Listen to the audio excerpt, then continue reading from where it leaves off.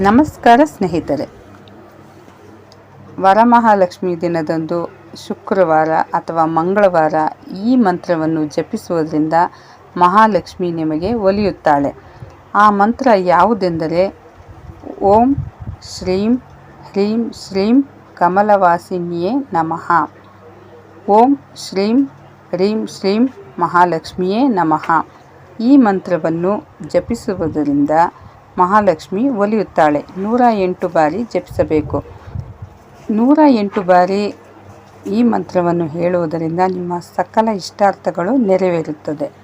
ಹಾಗೆಯೇ ಇದು ತುಂಬ ದೊಡ್ಡದಾಗಿದೆ, ಹೇಳೋಕ್ಕೆ ಕಷ್ಟ ಆಗುತ್ತೆ. ಬೇಗ ಹೇಳಬೇಕಾದ ಒಂದು ಮಂತ್ರ ಯಾವುದಂದರೆ ಓಂ ಶ್ರೀಂ ಶ್ರೀಯೇ ನಮಃ.